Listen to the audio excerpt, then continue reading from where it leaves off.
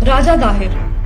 हम में से शायद ही कोई सिंध के इस महान योद्धा और शूरवीर के बारे में जानता होगा, क्योंकि वामपंथियों द्वारा लिखे गए हमारे इतिहास में ऐसे वीर सपूतों को वो स्थान नहीं मिल पाया जिसके वह हकदार थे। राजा दाहिर 8वीं सदी में सिंध के महान शासक थे। जी हाँ, वही सिंध जो आज पाकिस्तान का हिस्सा है, लेकिन कभी ये भारत का अभिन्न अंग हुआ करता था। इसी सिंध की वजह से भारत का नाम हिंद या हिंदुस्तान पड़ा। चक्रवर्ती महाराज दशरथ की पत्नी केकई भी इसी सिंध से थी। ऐसे में सिंध का भारतीय संस्कृति से पुराना नाता रहा है। राजा दाहिर सिंध के राजा चच के सबसे छोटे बेटे और ब्राह्मण वंश के आखिरी शासक थे। राजा दाहिर ऐसे पहले शासक थे जिन्होंने अपनी मातृभूमि की आन बान और शान की खातिर अरब आक्रांताओं से दुश्मनी मोल ली और युद्ध भूमि में उनको घुटने टेकने पर मजबूर कर दिया।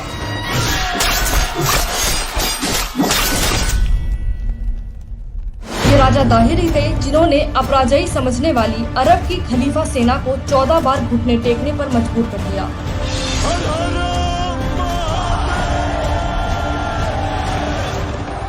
लेकिन 15वें युद्ध में देवल बंदरगाह के सूबेदार ज्ञान बुद्ध की गद्दारी के चलते राजा दाहिर को 17 साल के मोहम्मद बिन कासिम के हाथों हार का मुंह देखना पड़ा। सूबेदार ज्ञान बुद्ध ने रात में विश्राम कर रहे सैनिकों के शिविरों में खलीफा की सेना को प्रवेश करा दिया, जिन्होंने युद्ध नियमों की धज्जियां उड़ाते हुए सोए सैनिकों पर धावा बोल दिया और उनका नरसंहार शुरू कर दिया। इस विश्वासघात में राजकुमार जय शाह भी गंभीर रूप से जख्मी हो गए। ये खबर सिंध की राजधानी अलौर में बैठे राजा दाहिर को मिली और उन्होंने युद्ध भूमि के लिए कूच कर दिया। जयचंद और मीर जाफर जैसे विश्वासघातियों ने एक बार फिर मातृभूमि को कलंकित किया और पहले से बिछाए विस्फोटकों में आग लगा दी, जिससे घोड़े, हाथी और ऊंट बिदक कर इधर उधर भागने लगे। इसी बीच दुश्मन सेना की ओर से चला एक तीर सीधे राजा दाहिर की आंखों में घुस गया और वह हाथी से गिर पड़े। युद्ध भूमि में जख्मी शेर की तरह गिरे राजा दाहिर पर अरबी सेना ने भेड़ियों की तरह हमला कर दिया। शेर की तरह लड़ते हुए राजा दाहिर वीर गति को प्राप्त हुए। इस युद्ध का असर लेकिन सदियों बाद तक भारत पर पड़ा। पाकिस्तान मूवमेंट के समय मुस्लिम लीग ने अरबी कासिम को अपना हीरो बनाया, जो आज भी पाकिस्तान अपना इतिहास कासिम के सिंध जीतने से शुरू करता है। साथ ही कासिम को पहला पाकिस्तानी तक बताता है। डॉक्टर अंबेडकर अपनी किताब पाकिस्तान में लिखते हैं, युद्ध जीतने के बाद मोहम्मद बिन कासिम ने राजा दाहिर के कटे हुए सर के साथ हज्जाज को एक पत्र भेजा था, जिसमें लिखा था, राजा दाहिर के भतीजे और योद्धाओं और प्रमुख अधिकारियों को ठिकाने लगा दिया गया है और मूर्ति पूजकों को या तो इस्लाम में दीक्षित कर दिया गया है, अन्यथा उन्हें तबाह कर दिया गया है। मंदिरों के स्थान पर मस्जिदें बना दी गई हैं। इस पत्र के जवाब में हज्जाज ने कासिम को लिखा, मूर्ति पूजकों से कोई रियायत ना बरती जाए।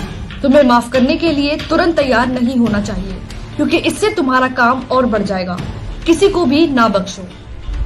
कासिम तो पाकिस्तान के कट्टरपंथी तबके का हीरो बन गया, लेकिन जिस राजा दाहिर ने भारत को 14 बार अरबी लुटेरों से बचाया, उनका नाम तक वामपंथी इतिहासकारों ने किताबों से गायब कर दिया। बाबर, लोधी और औरंगजेब जैसे लुटेरों और हत्यारों के नामों पर महलों और सड़कों के नाम रखने वाली भारत की सेक्युलर सरकारों ने एक गली तक का नाम राजा दाहिर के नाम पर नहीं रखा। अरब में जन्म और तुर्की के खलीफा के समर्थन में भारत में खिलाफत आंदोलन चलाने वाले मौलाना आजाद और सेक्युलरिज्म के चैंपियन नेहरू द्वारा स्वतंत्र भारत की शिक्षा नीति ऐसी बनाई गई कि अरबों से लोहा लेने वाले हमारे नायकों का नाम तक आज हमें याद नहीं, लेकिन जिन्होंने सदियों इस देश को लूटा और यहाँ नरसंहार किए, उन्हें किताबों में महान बताया जाता है। लेकिन सच को ज्यादा समय छिपाया नहीं जा सकता, इसलिए पाकिस्तान के जो लोग ये मानते हैं कि उनके पूर्वज अरबी नहीं भारतीय थे, वो सिंध प्रांत में राजा दाहिर को सरकारी तौर पर हीरो करार देने की मांग कर रहे हैं। तो वहीं भारत के लोग कांग्रेसी सरकारों के झूठे सेक्युलरिज्म को अब और सहने के मूड में नहीं है। इसलिए जब तक राष्ट्रगान में पंजाब, सिंध, गुजरात, मराठा लिखा है, तब तक सिंध हमारा है, और जब तक सिंध हमारा है, तब तक राजा दाहिर हमारे हीरो थे, हीरो हैं और हीरो रहेंगे।